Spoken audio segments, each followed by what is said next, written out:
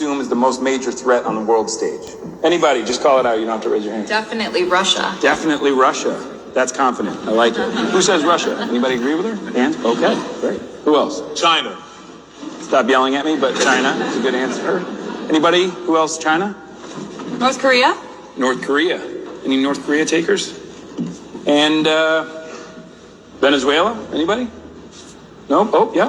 One guy in the back. A little worried about Venezuela. Everybody's cool with Venezuela? No threat? Okay. Let me ask you this. Which one of these places can claim to have the largest oil deposit on the planet?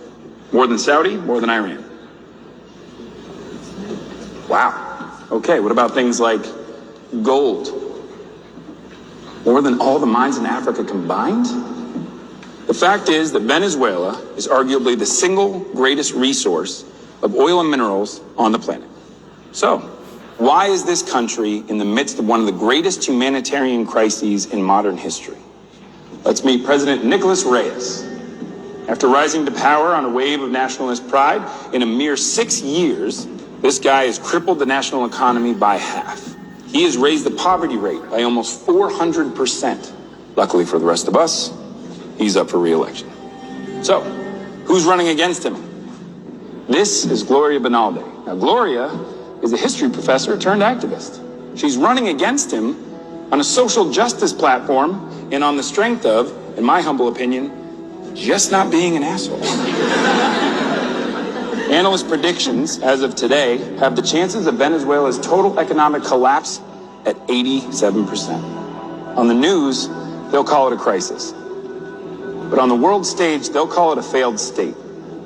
If you've never heard that term, other examples of a failed state in recent history are Yemen, Iraq, and Syria. And if that's not bad enough news for you, well, Venezuela is also the only one of these places within 30-minute range from the U.S. of next-gen nuclear missiles.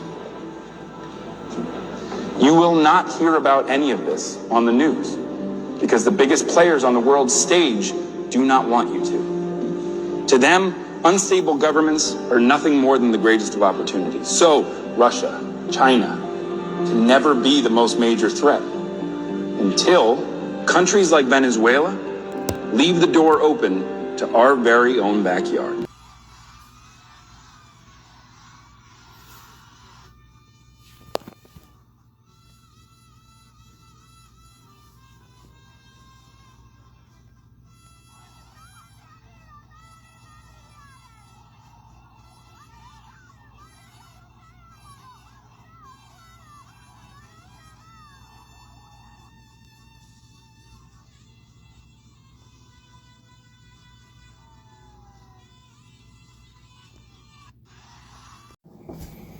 Hey, Barak Yahweh, Ba'ashem Yahushai, Ba'ashem Hachodash. Double honors to the apostles, bishops, elders of great millstone, and shalom to you brothers on the highways and byways, doing the work sincerely and faithfully, continually fighting that good fight of faith, Lord willing. We have found that number to be delivered. All right. So, a lot has been transpiring, but ultimately, what you just saw was a couple videos concerning the background of what is actually going on with Venezuela and why America is doing what it's doing. And then you saw a video with the Venezuelan people rejoicing in the streets, having a grand old time, thanking America for a job well done. All right? But what these fools fail to realize, as the scriptures say, never trust thine enemy. All right? So with that, let's get into this one here.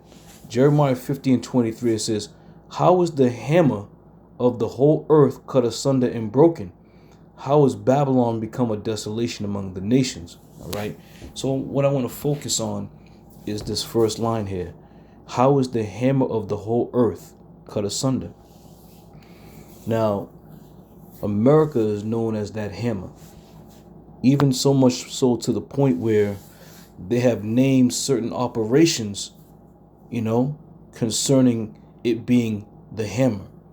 For example, it says Operation Hammer refers to several different military and law enforcement actions. Most prominently, in 2025, U.S. strikes on Iranian nuclear sites Okay? So the scriptures is right on point by identifying Babylon the Great America as the hammer, right? It says Operation Midnight Hammer in the controversial 1987-1990 LAPD crackdown on gang violence in Los Angeles. But it also denotes other operations like 2007 NATO mission in Afghanistan and in 1997 Turkish offensive in Iraq, highlighting the ambiguous names, diverse uses, and conflicts in law enforcement. All right? And it gives you a little understanding about Operation Midnight Hammer, a significant U.S. military operation targeting Iran's nuclear facilities using B-2 bombers and massive bunker-busting bombs amid a degrading Iranian nuclear weapons infrastructure. So, again, how was the hammer of the whole earth cut asunder and broken? So this hammer has now been identified. Even Esau himself has classified himself as the hammer. And this is what they do. They go through all the world, as that hammer, smashing people. Okay? So let's look at some of these before and afters. Okay? This was before America went into Iran. Okay? And there you see it. It was all, the city, the infrastructure.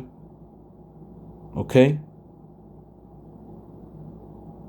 But understanding that, so like I said Iraq. I said Iran, I meant Iraq. But understanding that, this is what happens when you think America's coming in to help you.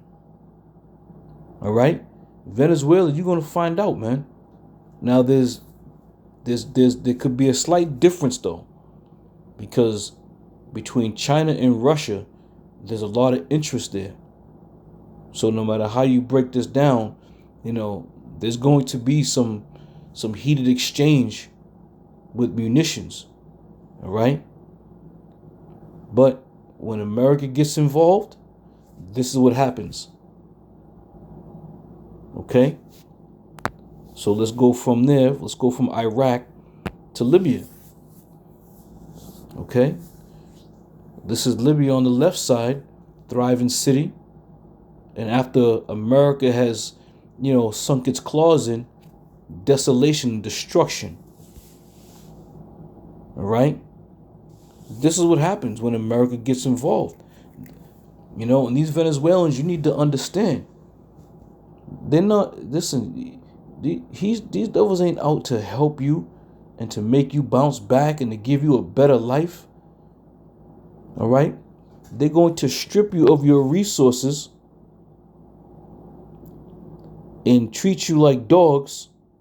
And then what? Then you're going to be crying. All right?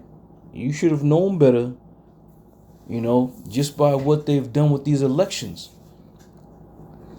They went around, this administration went around throughout the four corners of the country, talking to people, talking about the Latino vote. And the minute he got in office, what did he start doing? Deporting everybody. So if you think for 1 minute, you Venezuelans, that your life is going to be, Americanized, you got another thing coming. All right? This is Micah 2:1. Woe to them that devise iniquity and work evil upon their beds. When the morning is light, they practice it, because it is in the power of their hand. And they covet fields and take them by violence, and houses and take them away. So they oppress a man in his own house, even a man in his heritage. All right? So by coveting fields, meaning what? They're coming to take some property. And this is exactly what they're going to do to Venezuela, because it's already started. They've already started to going in, setting up, the people who they want to set up to take all that oil, to take the gold, to take the resources. That's all they want. Now, they're trying to spin this under the guise of, Maduro was a drug lord with drug cartels, so therefore they had to go in, capture him, bring him to America so he can be tried for poisoning the American people with drugs. Well, if that's the case, then they're gonna have to go into Colombia and they're gonna have to start dropping bombs on Mexico. All right, Mexico and Colombia are far more involved with the drug trade to America than Venezuela. So why haven't they dropped bombs on Mexico? Why haven't they dropped bombs on Colombia? Or any other, South American country for that matter? All right? But it's not about whether or not they're trying to ship in, traffic drugs to America through their country. Then they're only interested in countries that have resources. All right? Let me hit this quick clip right here.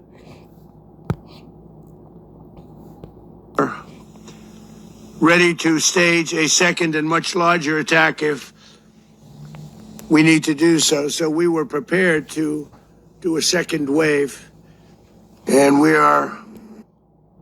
Now, if you think they did a second wave, you think those Venezuelans would have been jumping around talking about thank you, Trump, thank you, America? No, because most likely those cities would have been decimated, man. But you're going to find out the hard way. This shit ain't over. All right? There's going to be a lot of casualties, I believe. Ready to stage a second and much larger attack if we need to do so. So we were prepared to do a second wave if we needed to do so. We actually assumed that a second wave would be necessary, but now it's probably not. The first wave, if you'd like to call it that, the first attack was so successful, we probably don't have to do a second, but we're prepared to do a second wave, a much bigger wave, actually. This was... You see that? A much bigger wave. Now, allegedly, they just hit specific sites and locations. All right? But as you looked at the previous pictures of Libya and Iraq, the destruction, the wake of destruction that they left behind, this is the type of wave he's talking about. He's not talking about going in there and giving the Venezuelan people a green light to come to America. He wants nothing to do with you people. Pinpoint, but we have a much bigger wave that... And the obliteration and decimation of the Iran nuclear sites just recently in an operation known as Midnight Hammer.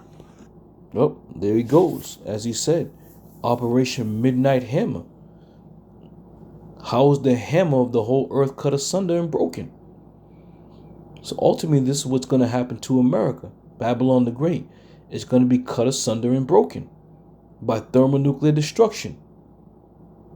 See, right now, these nations are standing by to see what's going to happen, but they're not going to stand idle too much longer.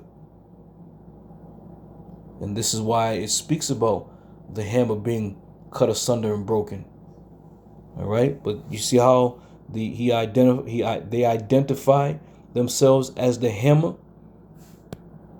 America will never allow foreign powers to rob our people or drive us back into and out of our own hemisphere. That's what they did. Furthermore, under the now deposed dictator Maduro, I don't know what the hell he just said. What did he say? Venezuela was increasing. Furthermore, under the now deposed dictator Maduro, Venezuela was increasingly hosting foreign adversaries in our region and acquiring menacing offensive weapons that could threaten U.S. interests and lives. And they used those weapons last night. Well, you damn right they're going to use those weapons, man. You sneak attack on them. What you think they're going to just sit there and let you come up in there and run all over the place? But let's go here. Let's go here. Let's go here. So they spoke about those weapons that they were using, right? So the question was, did Vladimir Putin help Venezuela with military arms? Answer was yes. Vladimir Putin's Russia provided significant economic, military, and political aid to Venezuela from 2008 through 2025. All right?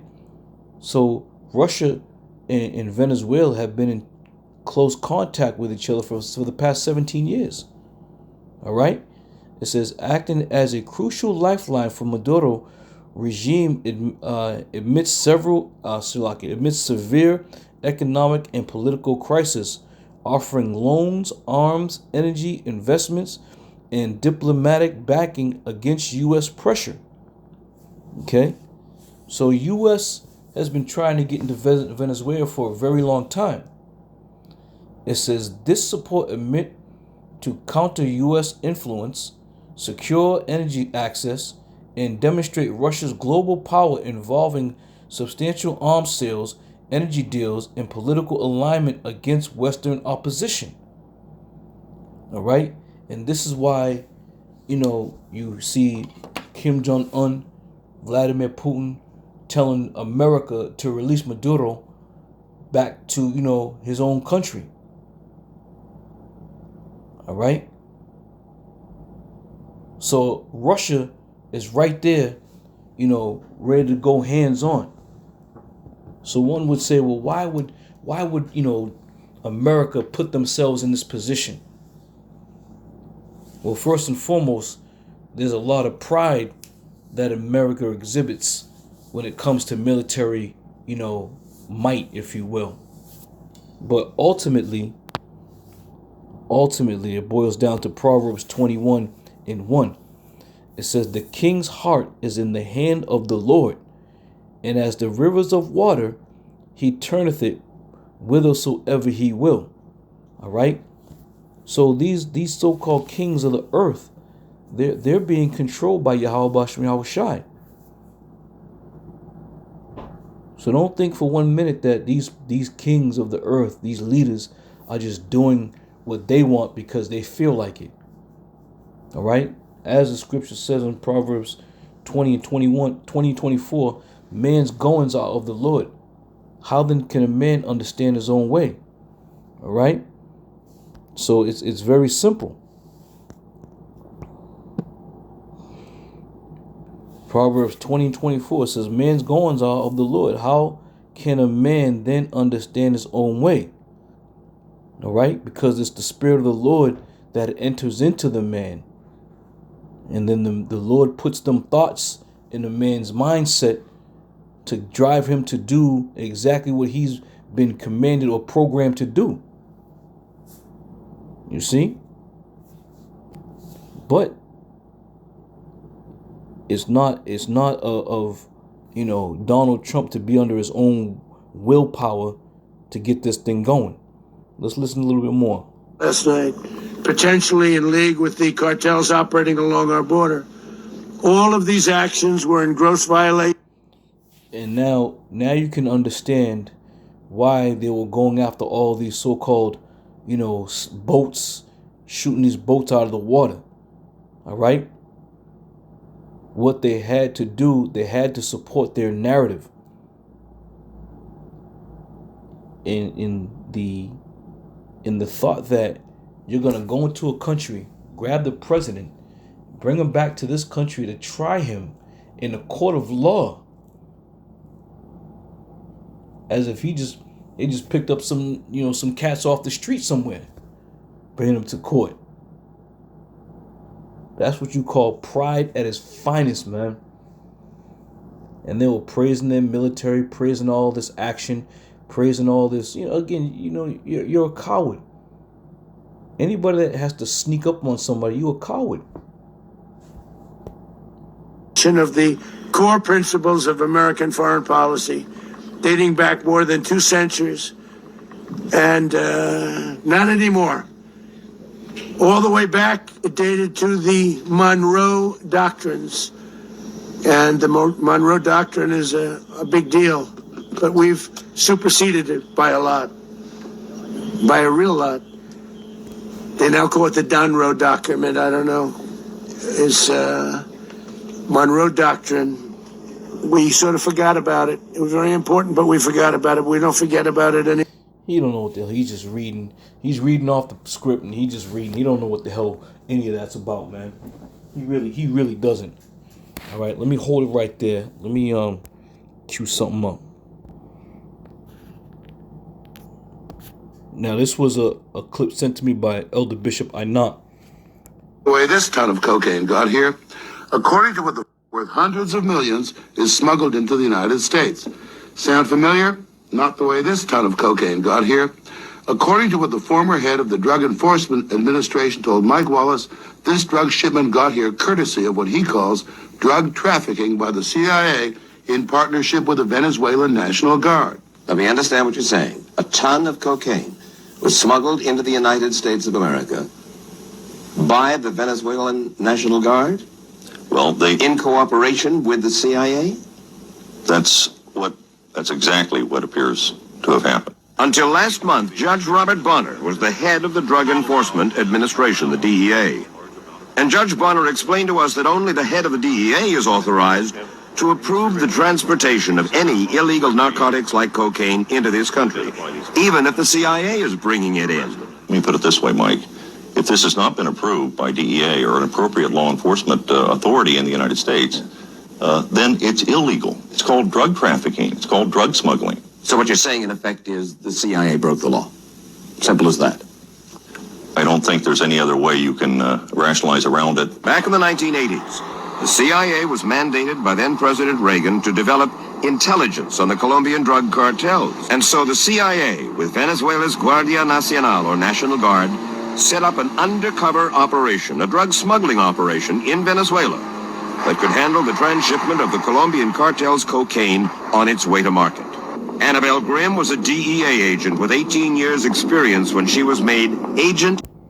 All right, so just to play a quick portion of that clip, I don't want to go too long on it, but again, you see how these coups and these stages of corruption are set up.